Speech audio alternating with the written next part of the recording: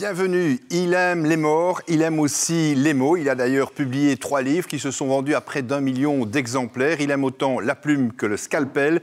Mon invité ce soir, votre invité aussi ce soir dans Culture en Prime, c'est Philippe Boxeau, écrivain et médecin légiste.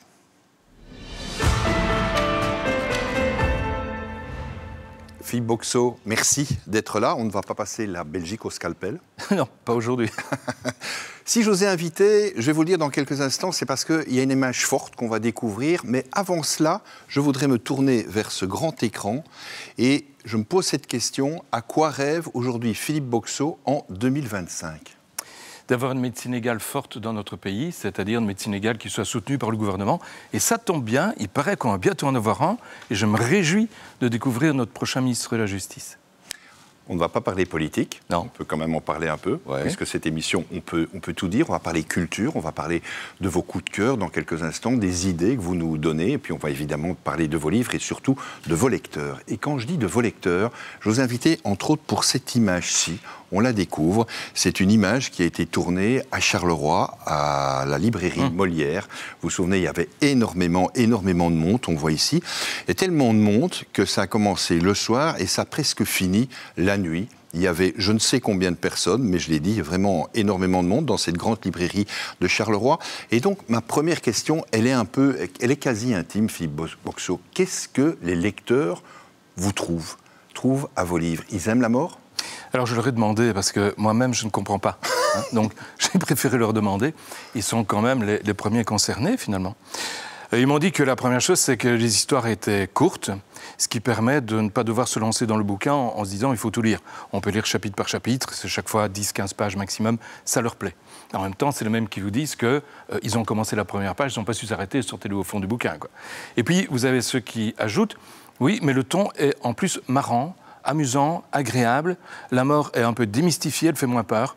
Et des psychologues m'ont d'ailleurs affirmé qu'ils lisaient mon bouquin avec des gens qui souffraient de peur, d'angoisse de la mort, et que grâce à ce livre, eh bien, ils en sortaient quelque peu mieux.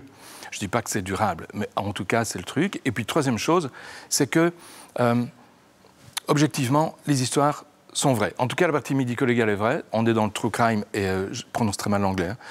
Et clairement, c'est quelque chose qui est une tendance actuelle dans laquelle je baigne tous les jours.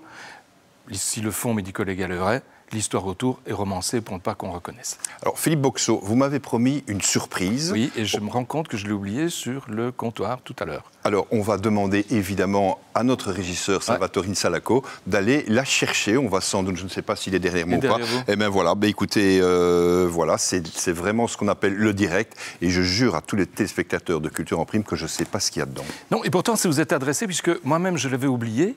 Et c'est à vous qu'on l'a donné, et vous n'avez pas ouvert, puisque c'est clairement fermé. Vous voulez la surprise maintenant? Oui, on va continuer le reste de cette émission. Pour être tout à fait clair, j'ai eu peur d'avoir, moi, oublié la surprise. La script me l'a d'ailleurs rappelé. Tout ça se passe en direct, donc voilà, c'est bien la preuve que cette émission est en direct. La surprise, c'est mon livre qui est sorti en espagnol. Et je reviens d'Espagne, de Madrid, où j'ai été le présenter. Et moi, ça me fait vraiment un coup au cœur de voir que ce livre plaît au-delà des petites frontières de la Belgique. Et on va parler de Liège, on va parler de Wallonie, un peu partout. Alors, on va le montrer, donc un livre en espagnol. Oui. Donc ce succès, Philippe Boxeau, il est très clair. On va le voir dans votre fiche d'identité. Vous êtes né à Liège, vous avez bien parlé de la Wallonie. C'est publié quasi maintenant dans 30 pays. C'est un beau succès. Je l'ai dit, près d'1 million de livres vendus.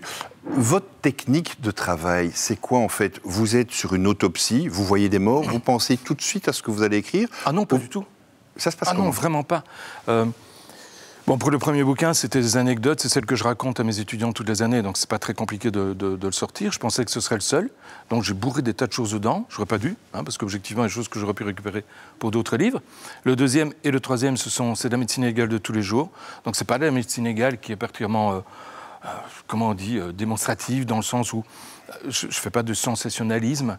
Il y a des tas d'affaires auxquelles j'ai participé en région liégeoise dont je ne parle pas.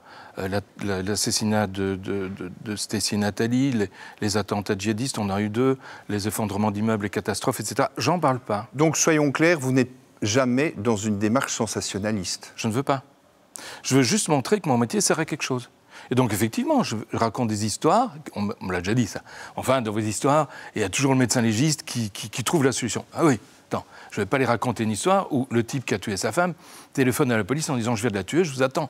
Ça ne va pas intéresser grand monde. Je préfère des histoires où je montre comment travaille le légiste pour aboutir à une solution et pour aboutir parfois à ce qu'on ne pensait pas de l'affaire, un suicide qui passe pour un meurtre ou l'inverse. Il y a quand même des moments touchants, je vais parler de vos lecteurs, de vos lectrices. Il y en a qui vous avouent, c'est vraiment touchant, qu'ils ont 50, 60 ans, qu'ils n'ont jamais touché un bouquin de leur vie, et ils l'achètent, ils en achètent un, ils en achètent deux, trois, et puis ils en discutent en famille. C'est une démarche que vous considérez comme sociale, ça, Philippe Boxeau? Oui. Ah oui, mais j'étais surpris parce que je n'y avais pas pensé à ça. Mais ça m'arrive, pas à toutes les séances de dédicace, mais quasiment, ce sont des gens qui n'ont jamais lu. Or, le livre, c'est vraiment... Pour moi, c'est une passion, j'adore la lecture. Chez moi, j'ai des piles de bouquins dans tous les coins. Quel style de livre? Histoire. Votre écrivain préféré? J'en ai beaucoup. Très bonne réponse. J'en ai beaucoup. Philippe Charlier, qui est un médecin légiste et qui écrit sur la mort des rois, etc., j'adore. Stéphane Bern, le bouquin de Stéphane Bern, j'adore. Franck Ferrand, pareil. Ce sont des historiens. C'est des gens que j'aime vraiment beaucoup. Jean-Christian Petit-Fils, qui a écrit un bouquin, mais splendide, c'est le meilleur bouquin que j'ai jamais lu, sur le suaire de Turin, qui est une de mes passions. Allez, j'adore ça, j'adore vraiment. Philippe Boxeau, est-ce qu'on va dépasser un peu l'écriture, on va parler de la vie, avec cette question qui peut paraître paradoxale quand je vous dis on va parler de la vie. Vous avez peur de la mort, vous, non. Personnellement? De la souffrance? Pas de la mort, mais de la manière. C'est-à-dire de la souffrance? Exactement. De la manière, donc de la souffrance. Brûlé vif, noyé, c'est 2 morts par exemple, hein, qui sont tout à fait horribles et que je ne recommande à personne, ni l'une ni l'autre. Alors, l'émission n'est pas très longue, malheureusement, mais votre affaire la plus extraordinaire, c'est quoi, en quelques mots? J'en ai eu plein. Celle qui vous a le plus marqué. Je sais, les journalistes veulent toujours en savoir plus. Celle qui m'a le plus amusé, c'est le gars qui veut se suicider par pendaison et qui en plus veut se tirer une balle dans le crâne, il veut être sûr de ne pas se rater.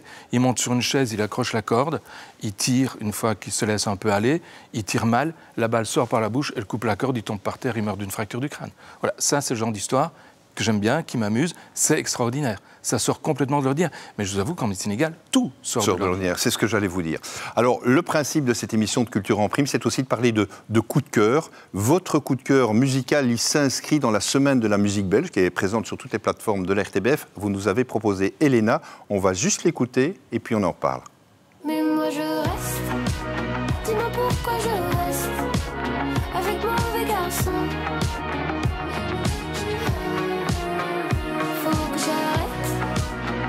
Faut que j'arrête devant mon mauvais garçon.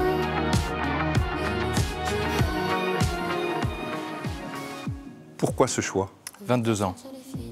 Elle se lance, elle a peur de rien. Elle fait la Starac, elle est en études de logopédie à l'ULB. Elle fait la Starac, elle la gagne pas, c'est pas très grave, mais elle arrive à se faire connaître et à développer ce qu'elle avait envie de faire. Donc à développer sa source de bonheur à elle. Et je trouve ça génial. En plus, elle a un style qui me plaît bien. Ses chansons, il y a toujours du fond. Il y a toujours quelque chose de vrai qui émane d'elle. Elle parle d'elle. Face au harcèlement? Oui, au harcèlement et à la dépendance qu'une fille, une femme peut avoir par rapport à un homme qui lui nuit et qui la diminue, qui la réduit. Et elle le dénonce comme étant quelque chose d'absolument atroce. Et j'aime beaucoup ce qu'elle dit. En plus, là, dans cette chanson-là, Mauvais garçon, je retrouve un peu des sonorités à la Stromae que j'adore. Alors, vous avez dit au départ, elle avait un objectif, elle l'a un peu raté avec la Starac, elle y arrive autrement. Est-ce que ça veut dire aussi que vous, cette success story, quand vous avez écrit votre premier livre, vous vous êtes dit maintenant, c'est parti et je dois continuer, ou est-ce que tout est un peu arrivé par accident? Non, moi, ma vie, c'est une succession d'accidents heureux. Comme je dis toujours, j'ai un ange gardien, j'y crois pas, mais j'ai un ange gardien qui m'est favorable. C'est à cause ou grâce à la RTBF, à M. Dragonnier, qui est venu faire un podcast chez moi. Éric Dragonnier, oui. Tout a démarré. Journaliste à l'RTBF Liège. C'était formidable. On a fait un podcast, il a été vu plusieurs millions de fois. Mon éditeur a vu le podcast, est venu me trouver, m'a demandé d'écrire, j'y ai jamais pensé. On a sorti le premier livre et je me suis dit, allez, si on arrive à en faire 5000, moi je suis heureux. Pourquoi? Parce que j'avais envie de faire quelque chose quand même de bien. Et un bon livre qui marche bien en Belgique, un best-seller, comme on dit, c'est 5000 bouquins. On est à 390 000. Est-ce que vous allez vous arrêter là, parce que vous continuez à travailler à l'Université de Liège, vous exercez votre métier de médecin légiste, vous m'avez dit, je vous ai demandé qu'est-ce que vous allez faire demain, vous m'avez dit, demain je fais autre chose, je travaille, je fais mes dossiers. C'est un véritable plaisir d'écrire, c'est devenu une drogue ou pas? Alors le premier bouquin j'ai bien aimé, le deuxième j'ai détesté, le troisième j'ai aimé mieux, le quatrième je m'en réjouis. Voilà. Et le cinquième on verra. Il faut aussi dire que je n'invente pas les histoires. Oui, c'est ça que je veux dire. Je n'ai quand même pas... Il n'y a jamais un petit moment où vous romancez? Ah si, tout le temps. Parce qu'on ne peut pas reconnaître. En fait, ce n'est pas obligatoire, mais je m'attelle à ce qu'on ne reconnaisse pas. Même il y a des histoires... Il y a des gens qui m'ont contacté en me disant « Est-ce que vous pourriez raconter l'histoire de notre mort ?» Je dis bah, « Si je l'ai autopsié, peut-être, mais racontez-moi. » Je l'ai autopsié. Ils m'ont dit, si vous pouvez, mais alors ne mettez pas la vraie histoire, s'il vous plaît, parce que on n'a pas envie que cette histoire-là soit diffusée. Et je les comprends, je ne le fais pas. C'est donc toujours votre logique là de ne pas tomber dans le sensationnalisme. Oui. Principe de l'émission, question vache ou pas vache, à vous de choisir. Oh vache, je préfère. Alors je prends mes lunettes. Vous préférez parler à un vivant ou disséquer un cadavre, Philippe Boxeau? Parler à un vivant. Pourquoi? Ben parce que c'est toujours plus sympa, il répond. Votre pire souvenir professionnel? Ah, les autopsies d'enfants. Là, on ne rit pas. Un scalpel ou un stylo? Un scalpel. Al Capone ou Landru? Ah, Al Capone. J'aime bien les escrocs. J'ai toujours bien aimé les escrocs. Pourquoi? Ah, parce qu'ils m'amusent. Ils ont une capacité d'imagination, d'invention, de persuasion. C'est des êtres magiques. Parce qu'en général, au premier rapport, ils sont sympas? Toujours. Vous êtes vraiment fort. Une gueuse mort subite ou un verre de vin rouge ou blanc? Non, mort subite. À coup sûr, j'adore la bière. On saura beaucoup de choses de vous. Philippe Boxeau, je vais vous proposer quelques choix. On va les découvrir ensemble, des choix culture.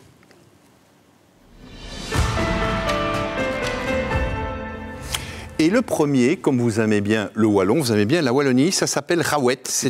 Alors pour ceux qui ne connaissent pas le wallon, une petite rawette, ça veut dire un petit bout en plus.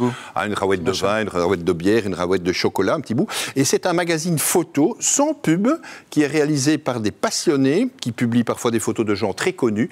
Et ça permet aussi de visiter tout le pays avec des gens moins connus. Et puis un livre, un polar, d'Alain Berenbaum, avocat, Le Coucou de Malines. Ça se passe évidemment en Flandre. On y voit l'affaire d'un inspecteur ou d'un enquêteur plutôt francophone qui travaille en Flandre. C'est un peu compliqué et il y a beaucoup de belgitude. Et puisque vous aimez quand même bien l'ironie, ah ben, ça vous conviendra. Et comme on est deux distraits, inutile de vous dire que j'ai évidemment oublié le bouquin que je voulais vous offrir. Je crois que c'est un peu le running gag. On va passer maintenant au troisième coup de cœur. Eh bien voilà, ça concerne un groupe montois d'ailleurs qui va jouer dans quelques instants. On va les entendre. Et puis on parlera encore un peu musique. Voilà, c'est le groupe Les Monstros. Il est en showcase. Demain, vous pouvez l'écouter sur Rovio. Ce sont des montois. Philippe Boxeau, on va bientôt malheureusement devoir terminer cette émission. Je l'ai dit, vous êtes médecin légiste, vous avez parlé de lecture, de votre passion. Si je devais aujourd'hui vous demander votre définition à vous de la culture dans un monde qui est très très compliqué, ce serait quoi? La diffusion de la connaissance. C'est? La diffusion de la connaissance. Et vous le faites aussi grâce à vos livres? J'espère, oui, je tente. Philippe Boxeau, merci pour votre simplicité, merci aussi de nous avoir monté une grande première, ce livre qui est publié pour la première fois en espagnol. Vous m'avez dit juste avant l'émission, vous êtes quand même fier de quelque chose, c'est bientôt en Chine? Il va aller en Chine, oui, et j'irai aussi, donc je vais aller découvrir la Chine. Avec uniquement des histoires belges? Oui, uniquement, et je ne changerai pas. Ce sera belge, ce sera liégeois, ce sera wallon. Belge, liégeois, wallon ou d'abord liégeois? D'abord liégeois. Je le savais. Merci en tout cas Philippe Boxeau d'être venu dans Culture en Prime. Merci de nous avoir donné vos coups de cœur. Merci de nous avoir réservé cette exclusivité. Merci de m'avoir invité. Merci. Très gentil. Et à très bientôt évidemment sur la RTBF. Merci à vous. Et puis n'oubliez pas, c'est un peu le slogan de cette émission, vive la culture. Merci à vous et on se quitte avec Les Monstros et Jump à écouter demain sur Rovio. Merci à vous.